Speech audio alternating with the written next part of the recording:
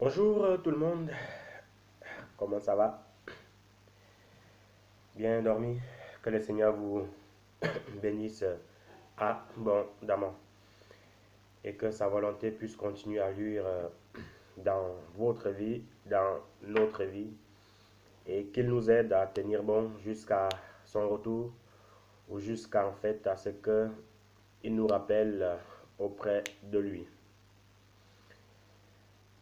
C'est une joie, c'est un privilège de me tenir devant vous pour partager ces quelques versets bibliques afin de nous édifier mutuellement, afin de nous encourager, afin de nous exhorter. Donc, pour ce faire, comme le Seigneur le veut, nous allons prier. Dieu de gloire, Dieu tout-puissant, que ton nom soit béni, que ton nom soit sanctifié. C'est un privilège de voir le jour. C'est un privilège de nous retrouver, Père de gloire, en ce moment, en cet instant. Que ton nom soit béni, que ton nom soit sanctifié. Aide-nous, Père de gloire, à venir davantage auprès de toi. Aide-nous, Père de gloire, à nous sanctifier, à nous purifier. Car comme ta parole le dit, que sans la sanctification, nul ne te verra. Et que sans la sanctification, il nous sera très difficile d'entrer dans le royaume des cieux. Nous t'en supplions, Papa, afin de nous épurer davantage, afin de nous laver, afin de nous conduire sur de bons sentiers. Que ton nom soit béni, que ton nom soit sanctifié. Au nom de Jésus. Amen. Donc nous allons parler aujourd'hui sur un thème qui s'intitule Toujours remercier le Seigneur. Donc le thème d'aujourd'hui c'est toujours remercier le Seigneur. Parce que vous savez, si nous vivons aujourd'hui, si nous avons le souffle de vie, c'est par la grâce de Dieu. Ce n'est pas parce que nous sommes forts, ce n'est pas parce que nous l'avons mérité, ce n'est pas parce que nous sommes beaux, parce que nous sommes belles, ou parce que je ne sais pas quoi. Non, c'est par la grâce de Dieu. Peut-être nous le savons peut-être pas, mais c'est la réalité. C'est par la grâce de Dieu que nous avons vu le jour d'aujourd'hui. Parce que plusieurs se sont levés étant malades. Plusieurs ne sont même pas levés. Plusieurs sont malades, très malades, hospitalisés. Mais au jour d'aujourd'hui, nous avons la santé complète, la santé divine. Donc ne jamais oublier de dire merci au Seigneur chaque jour qui se lève et qui nous fait voir. Amen. Donc pour ce faire, nous allons lire un livre. C'est dans le livre de Luc, Luc chapitre 17, le verset 11 au verset 19. Luc chapitre 17, le verset 11 au verset 19. La Bible dit ceci. Jésus se rendant à Jérusalem, passait entre la Samarie et la Galilée. Comme il entrait dans un village, 10 lépreux vinrent à sa rencontre, se tenant à distance. Ils élevèrent la voix et dirent, Jésus, Maître, aie pitié de nous. Dès qu'il les eut vus, il leur dit, allez vous montrer au sacrificateur. Et pendant qu'ils y allaient, il arriva qu'ils furent guéris. L'un d'eux, se voyant guéri, revint sur ses pas, glorifiant Dieu à haute voix. Verset 16. Il tomba sur sa face aux pieds de Jésus et lui rendit grâce. C'était un Samaritain. Jésus prenant la parole dit, les 10 n'ont-ils pas été guéris? Et les 9 autres, où sont-ils? Ne s'est-il pas trouvé que cet étranger pour revenir et donner gloire à Dieu? Puis il lui dit, lève-toi, va, ta foi t'a sauvé. Quelle puissance, quelle grâce. Voyez-vous, frères et sœurs, ou cher ami, toi qui écoutes cette vidéo plutôt, mais qui n'est pas converti, et le Seigneur t'appelle en fait à la conversion, le Seigneur t'aime et il veut aussi t'utiliser dans la suite des temps. Donc ici, nous voyons l'histoire des 10 lépreux. Déjà, en fait, qu'est-ce qu'un lépreux? À l'époque de Moïse, donc dans l'ancienne alliance, la lèpre était considérée comme une maladie très très grave. La lèpre était considérée en fait comme une maladie très très impure.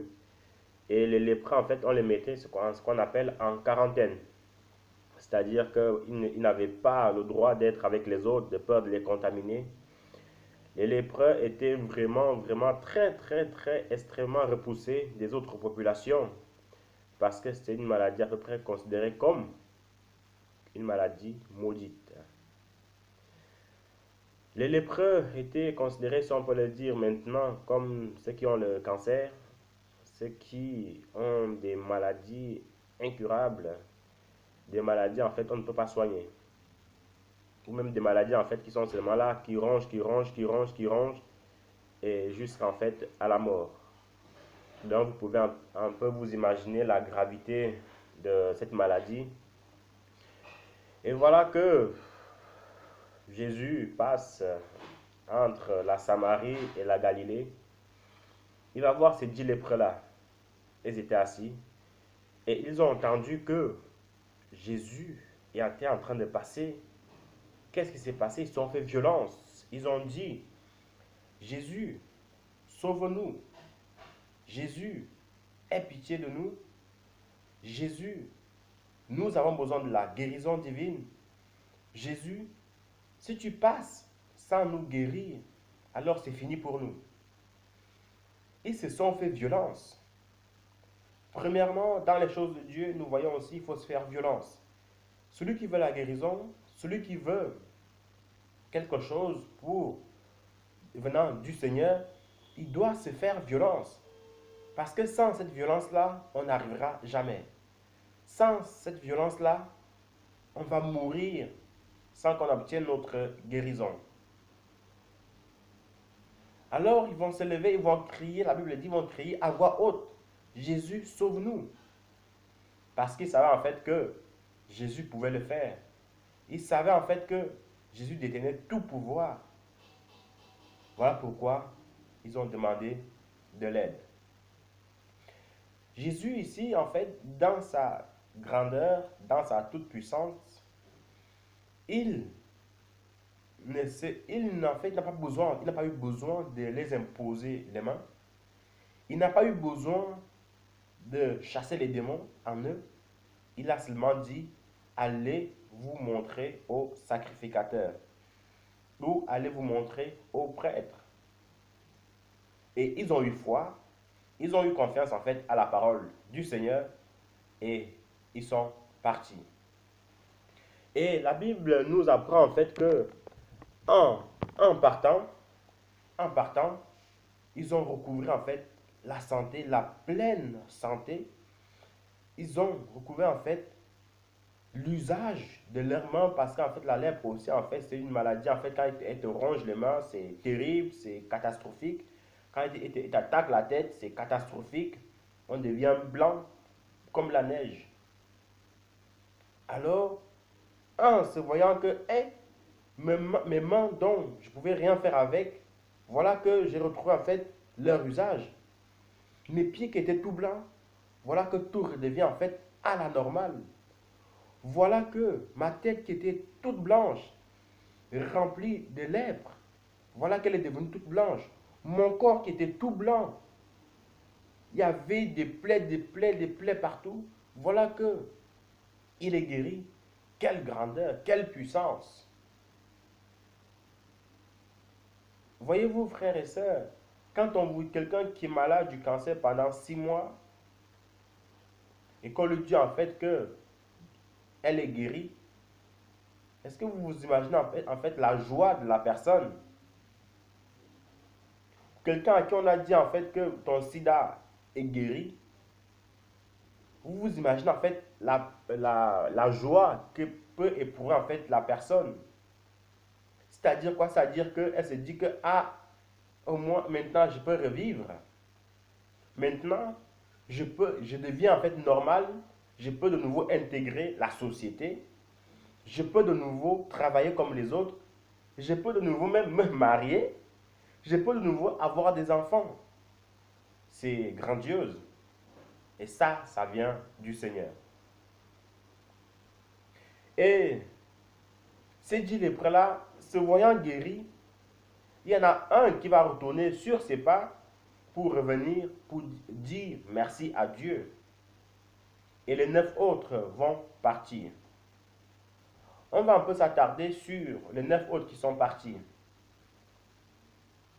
Ils ont été guéris et ils sont partis. Seigneur, merci, tu m'as guéri. Ciao, au revoir, on se voit la prochaine. Et puis, je n'ai plus besoin de toi. Est-ce vraiment en fait la bonne attitude qu'un chrétien doit avoir devant le Seigneur? Quand le Seigneur nous fait grâce, devons-nous partir comme ça? Ou devons-nous revenir derrière pour lui dire merci?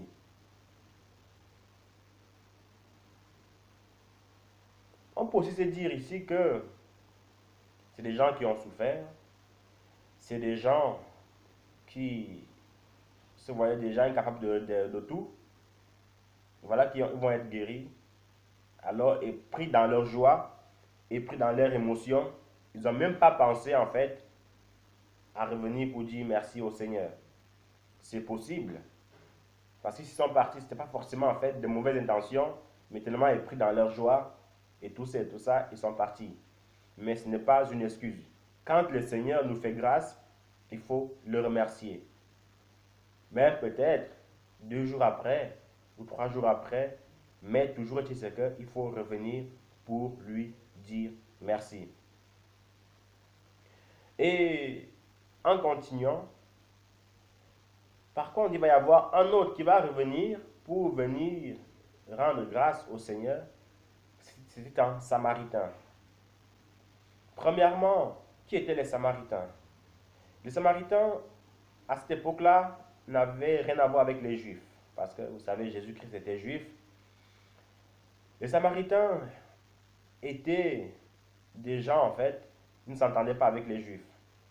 Souvenez-vous de cette histoire où le Seigneur Jésus-Christ va faire la connaissance de cette femme samaritaine dans Jean chapitre 4 là-bas, où il va demander de l'eau à boire à cette femme. Et la femme va lui répondre, comment, toi qui es juif, tu me demandes de l'eau à boire, moi qui suis samaritain? Donc, en gros, pour la femme, Jésus-Christ n'avait pas le droit de demander de l'eau à boire à cette femme-là. La Samarie, voyez-vous aussi, si on retourne un peu dans l'histoire ancienne, dans l'Ancien Testament, après le péché, après la désobéissance de Salomon, le peuple d'Israël va être séparé en deux, ce qu'on appelle le schisme. Il y avait d'un côté Juda qui avait pour capitale Jérusalem et Israël qui avait pour capitale la Samarie. Et chaque roi en fait régnait dans ces villes, dans ces pays-là. C'est pour cela en fait qu'il n'y avait plus de rapport entre les Juifs et les Samaritains. Pourtant au départ, c'était un seul et même peuple. Donc en continuant, voyez-vous, c'est un Samaritain qui est revenu rendre gloire à Dieu. Et ici, le Seigneur n'a pas regardé s'ils avaient rien à voir en commun. Le Seigneur n'a pas regardé si c'était un Samaritain et pourquoi il a guéri. Non. Le Seigneur l'a guéri parce qu'il aime tout le monde. Et sa mission à lui, son but à lui, c'est que tout le monde soit sauvé et tout le monde en fait puisse expérimenter son amour. Donc en gros, que tu sois algérien, tunisien, marocain, camerounais, congolais, français, américain, tout ce que vous voulez, l'amour du Seigneur est le même envers vous. Qu'on soit homme ou femme, l'amour du Seigneur demeure le même envers vous. Que vous soyez blanc, noir, jaune, kaki, marron, tout ce que vous voulez, l'amour du Seigneur demeure le même envers vous. Tout ce qu'il fait, en fait, il tend la main à toute personne qui désire sa grâce il tend la main à toute personne en fait qui désire la guérison. Mais ici, ce n'est pas la guérison le plus important. Le Seigneur peut te guérir, mais dans cette guérison-là, en fait, tu peux te perdre. Mais ce qu'il veut, premièrement, c'est ton cœur, c'est que tu te convertisses et que tu le serves correctement. Et il puisse t'utiliser aussi par la suite. Donc, ici, le Seigneur va dire aux Samaritains, d'ailleurs, il va quand même dire que les 9 autres, où sont-ils? Ne s'est-il trouvé que cet étranger pour revenir et donner gloire à Dieu? Cet étranger, c'est un étranger qui vient dire merci à Jésus, alors que ses compatriotes, eux, ils sont partis. Donc, c'est comme si vous êtes français, et vous faites du bien aux Français, et parmi ces Français-là, il y a un Suisse, et que c'est le Suisse, en fait, qui vient dire merci aux Français, alors que ses compatriotes, eux, ils partent. C'est grave. C'est de l'hypocrisie, mais le Seigneur qui sait toutes choses, il savait que ça allait arriver. Donc, en poursuivant, le Seigneur va dire à ce Samaritain, lève-toi, parce qu'il était à genoux devant le Seigneur pour vraiment en fait s'humilier devant lui, pour vraiment lui dire merci, merci, merci, merci, pour lui dire 1000 fois merci. Le Seigneur va lui dire, lève-toi, va, ta foi t'a sauvé. Cette histoire nous apprend que, frères et sœurs, ou toi qui écoutes, ce que le Seigneur a fait pour toi, il faut lui dire merci. Le Seigneur t'a sorti de la galère, il faut lui dire merci. Dieu t'a donné un travail, il faut lui dire merci. Dieu t'a donné des enfants alors que tu étais stérile, il faut lui dire merci. Tu as fait 6 mois, 1 an au chômage sans travailler et que maintenant Dieu t'a ouvert les portes, il faut dire merci au Seigneur. Dieu t'a donné en fait une promotion, il faut lui dire merci. Tout ce que Dieu a fait pour toi, il faut le remercier. Même parfois en fait, quand tu as prié et que la prière ne s'est pas accomplie, dis merci à Dieu parce que si le Seigneur t'a fermé cette porte-là, parce qu'il savait en fait qu'il y avait un danger au devant, ou parce qu'il savait en fait qu'il te réservait encore mieux que cela. Donc, toujours remercier le Seigneur en tout temps. Il ne faut pas faire que le Seigneur donne en fait une maison, alors que tu dormais dehors, alors que tu étais en galère. Voilà qu'il t'a béni avec une maison, tu t'installes confortablement, et tu l'oublies. Mon ami, c'est grave. Très très grave, il ne faut pas faire cela. C'est comme si vous rendez service en fait aux gens et que ces personnes en fait n'ont aucune reconnaissance envers vous, ne disent jamais merci et puis ils partent comme ça. C'est dangereux, frères et sœurs, d'agir ainsi. Même si c'est un petit service comme ça, remerciez la personne qui vous a dit merci. Parce que vous ne savez pas de quoi est réservé le lendemain. Vous ne savez pas ce qui pourra arriver demain. Donc, toujours remercier le Seigneur. Parfois, il y a même en fait qui font pire. Vous leur rendez service, vous les hébergez chez vous. Et ce sont en fait ces gens-là qui viennent prendre votre femme, ils commencent à draguer votre femme, coucher avec, avoir mis des enfants avec, alors que vous les avez rendu service. Donc voilà en fait la reconnaissance qu'ils vous donnent au retour. Si vous faites partie de ce genre de personnes, convertissez-vous et demandez sincèrement pardon à Dieu. Ça ne se fait pas. Il y a même d'autres, vous les rendez service et c'est eux en fait qui viennent arracher votre mari. Il y a des femmes comme ça. Vous les rendez service et viennent arracher votre mari dans votre propre maison. Ou qui viennent en fait envoûter vos enfants à la maison, envoûter votre mari, envoûter votre femme. Vous qui faites cela, vous devez vous repentir et demander sincèrement pardon à Dieu. Parce qu'en continuant comme ça, la colère de Dieu s'abattra sur vous et vous aurez des comptes à lui rendre. En poursuivant, frères et sœurs, le Seigneur aime ces enfants-là qui reviennent à lui pour être reconnaissant. Le Seigneur aime ces créatures qui s'agenouillent, qui s'humilient devant lui pour lui dire merci. On va lire deux derniers passages avant de clôturer, dans 1 Thessaloniciens chapitre 5, le verset 18.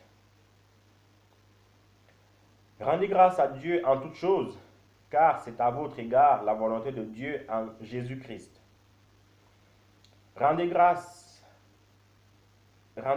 en toutes choses, car c'est à votre égard la volonté de Dieu en Jésus-Christ. Rendez grâce en toutes choses. On ne dit pas de temps en temps, on ne dit pas quand on veut, on ne dit pas quand ça nous plaît, mais en toutes choses. Un dernier dans Éphésiens chapitre 5, le verset 20. Rendez continuellement grâce pour toutes choses à Dieu le Père, au nom de notre Seigneur Jésus-Christ. Rendez continuellement grâce pour toutes choses à Dieu le Père, au nom de notre Seigneur Jésus-Christ de Nazareth. Continuellement, pas quand on veut, ou pas quand la vie nous vient, non. Continuellement, c'est une habitude, rendre grâce à Dieu. Voyez-vous, si vous rendez service à quelqu'un aujourd'hui et qui ne vous dit pas merci, pensez-vous que vous allez encore vraiment lui rendre service quand il se repointera? Vous seul en fait avez la réponse. Alors c'est parfois pareil avec Dieu. Quand il nous rend service et qu'on part sans remerciement, pas qu'il ne veut plus nous rendre service, pas qu'il est capable de nous rendre service, mais c'est parce qu'il a vu en fait notre hypocrisie, notre ingratitude. Il n'est jamais trop tard pour aller dire merci aux gens qui vous ont rendu service quand vous êtes dans la galère, dans la misère et qui vous ont relevé de là. Il n'est jamais trop tard de revenir pour dire merci à Dieu de toutes choses en fait, de tous ses bienfaits dans votre vie. Il n'est jamais trop tard. Tant qu'il y a encore le souffle de vie, tant que nous avons encore une bouche, faisons-le. Sinon après, il sera trop tard. Que Dieu vous bénisse, que Dieu nous console et tenons bon dans ces choses. Bye bye.